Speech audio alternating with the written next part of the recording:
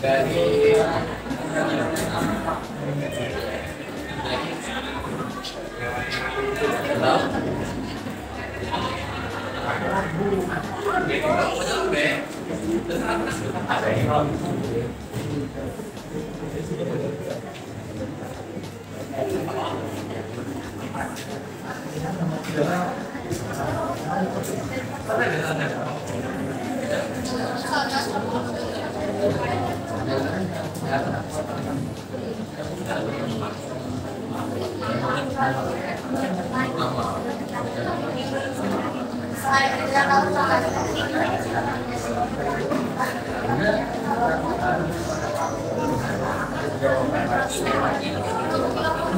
Rempah itu adalah jalur dagang.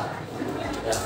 Kalau biasanya jalur rempah itu karena ini praktara pada masa ada tahu praktara. Jadi sebelum zaman masa penjajahan itu datang ke Indonesia, jalur rempah ini adalah sebuah jalur domisili jalur utama jalur lain rakyat Eropa untuk berdagang mencari rempah padi di Nusantara. Jadi mereka berdagang keliling mencari rempah dan melakukan perdagangan. Jadi untuk bagaimana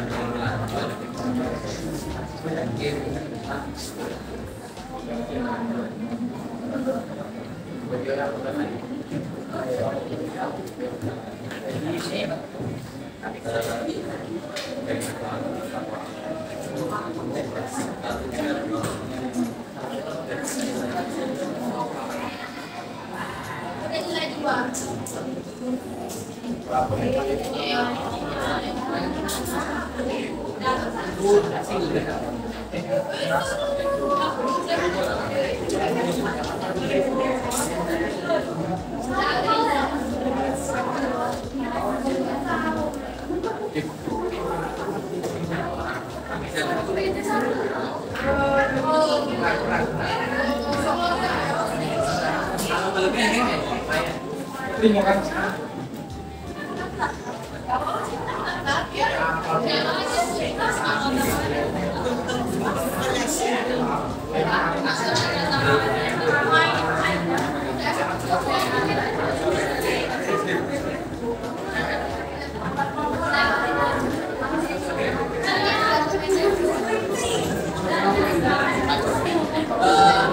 Di sini kalian nanti karena kalau abang jelasin kalian nanti ada yang ngomong, ada yang perhatiin. Jadi kalian nanti ngebaca satu orang dua paragraf. Ya. Jadi kalau sudah lanjut sampai ini selesai. Kalau ini udah ketemu,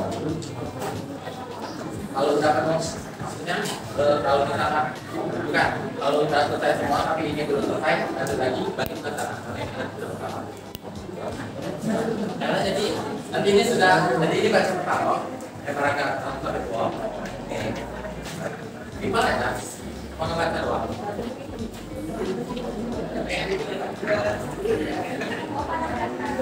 Boleh dibacain?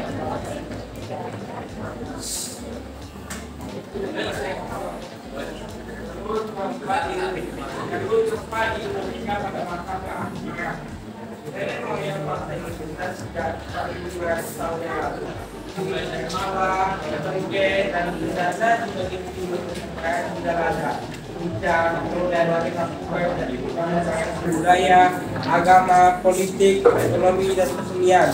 Dengan demikian, jalur rempah ikut mengubah peradaban dunia. Meskipun demikian, warisan berharga atau derajat silang dari bumi bangsa.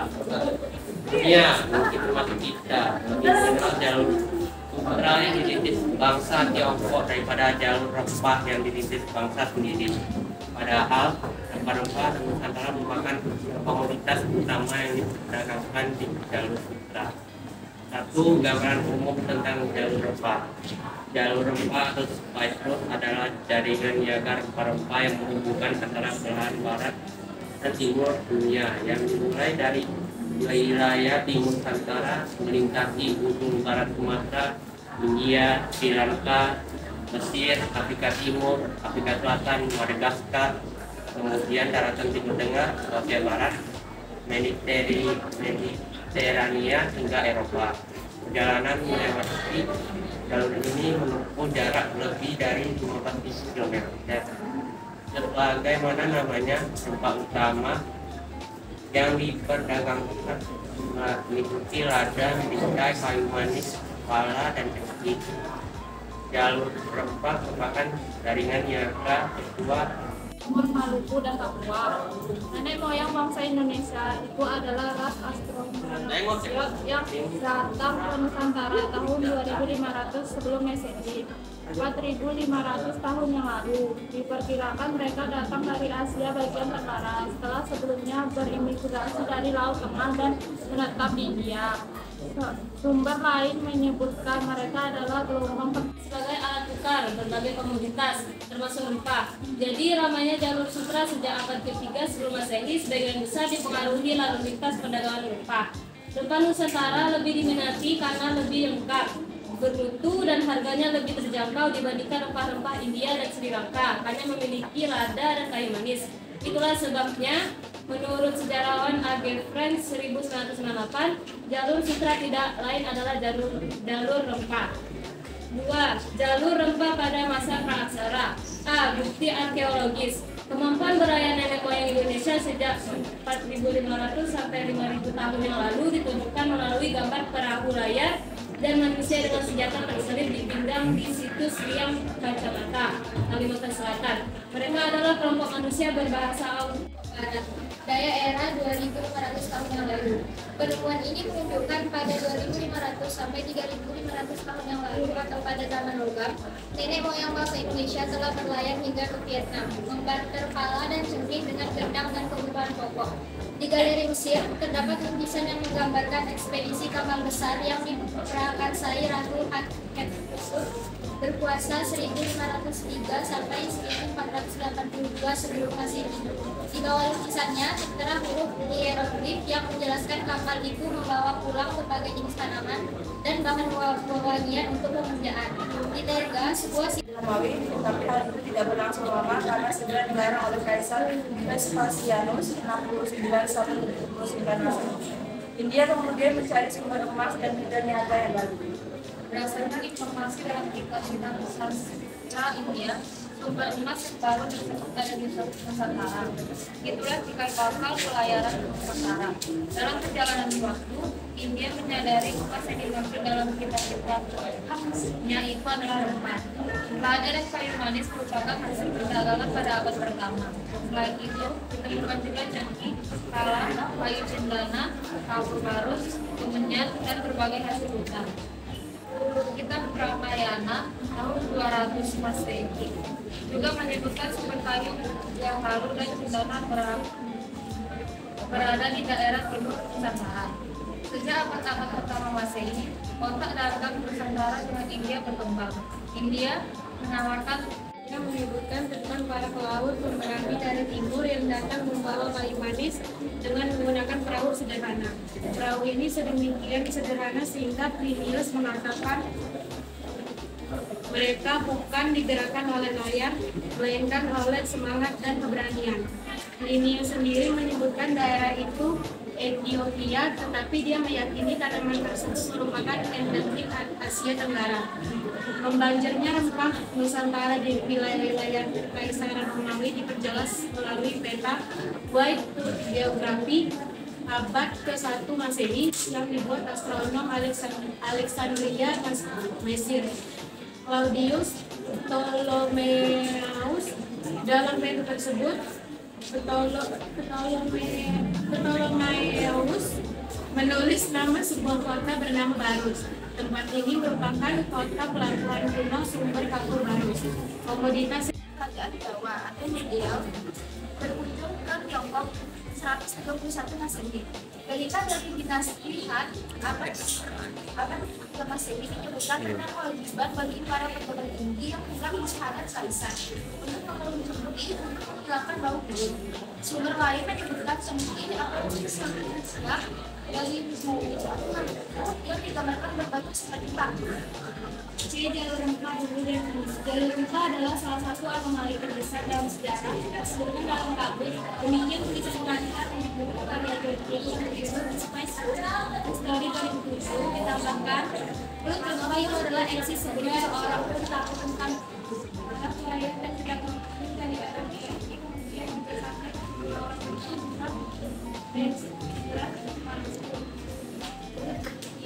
karena para nelayan dan pedagang lokal yang sedangkan dari suplai atau belanja lokal pedagang muslim Al-Akhir memberikan kembali jalur lokal sepanjang jalur lokal ini secara bebas Nusantara Indonesia melewati selatan Indonesia menuju Laut Merah untuk melintasi daratan Arabia, Mesir, terus memasuki Laut Tengah dan pesisir selatan Eropa.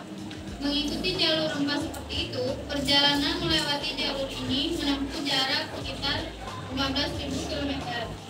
Bisa dibayangkan kesulitan menempuh perjalanan sangat panjang ini di masa silam, karena di masa sekarang saja era pesawat jet juga tidak terlalu mudah. Jalur rempah secara berangsur-angsur mulai terbentuk. Lebih jauh, gagasan tentang jalur sutra maritim merupakan bagian dari rencana lebih besar Tiongkok tentang Silk Economic Belt and the 21 ada berbagai aspek kehidupan. Selain jalur sutra yang melintas Asia Tenggara terus ke Eropa, China juga berambisi untuk menguasai sebagian dari lautan, dan pelabuhan kawasan selatan. Teroris, gagasan jalur sutra maritim tidak didukung pernyataan yang ada. Jalur rempah dapat substantif melibatkan sutra, rempah-rempah. Kalian semua paham ya? Paham. Boleh dong satu perwakilan ini. Kerja. Jadi kan.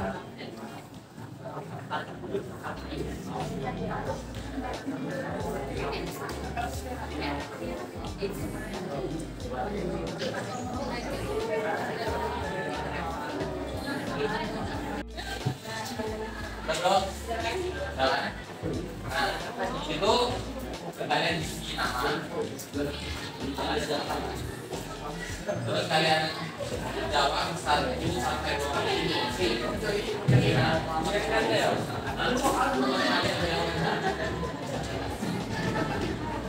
Itu kalian apa namanya kalian jawab. Istri.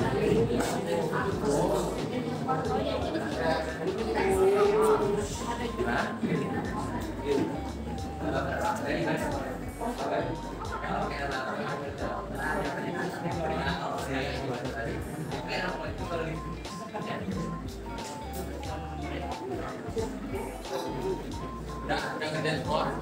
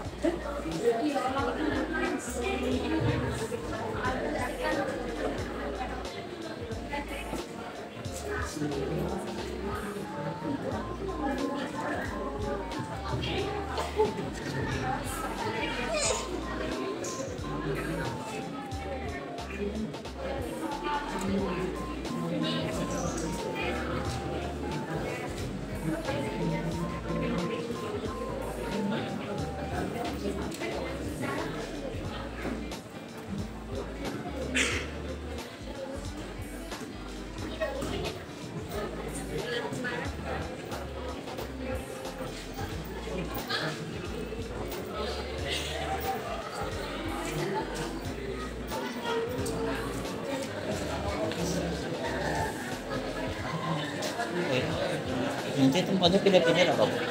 Tempatnya pindah-pindah apa? Nanti di apa sih namanya? Transisiin.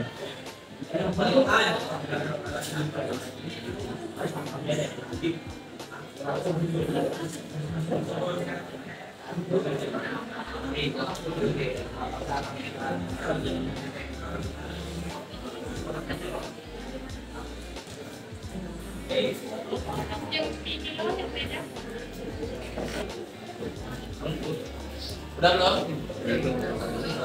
Masih nomor berapa? 5.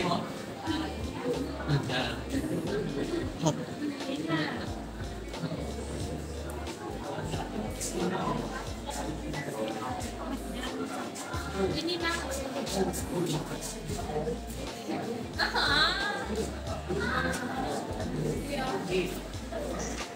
Aku dari mungkin 20.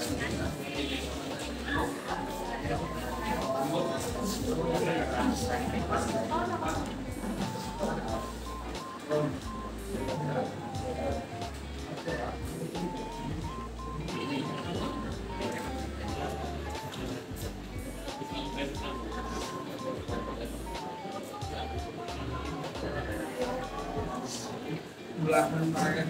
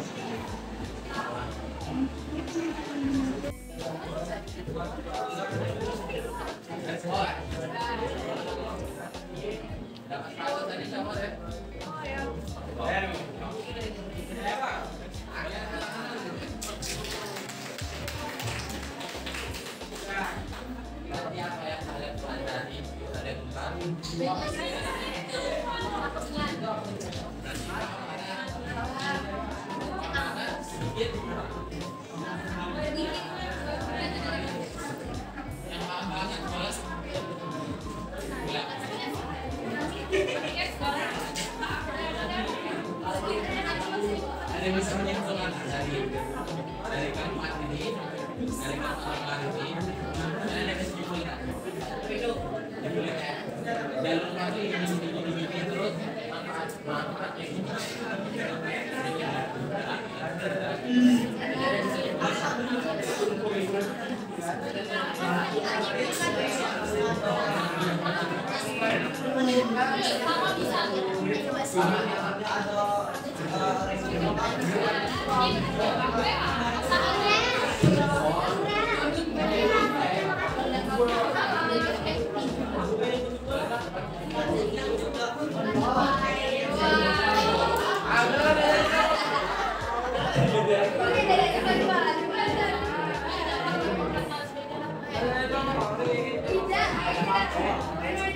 Iya.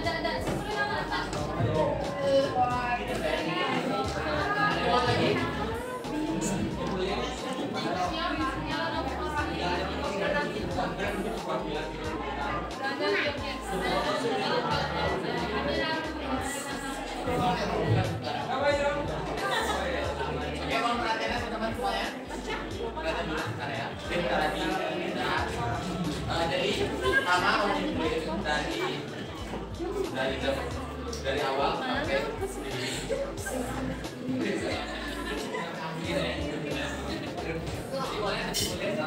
Jadi kesimpulannya kita dalam membaca Quran jalur gempa Indonesia pada masa aksara ini kita mengetahui apa pengertian jalur gempa di Indonesia pada masa aksara. Yang kedua gambaran tentang jalur gempa.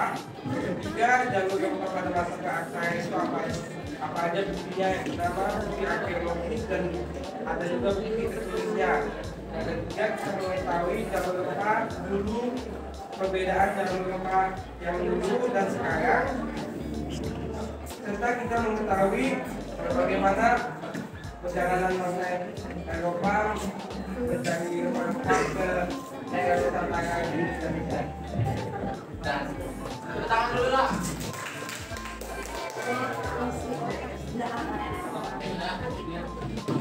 Ini pasti boleh kalian simpan atau kalian jadi sama sebelumnya Abang ucapin terima kasih untuk kalian semua yang sudah mau berpartisipasi pada hari ini dan membantu Abang bikin tugas video.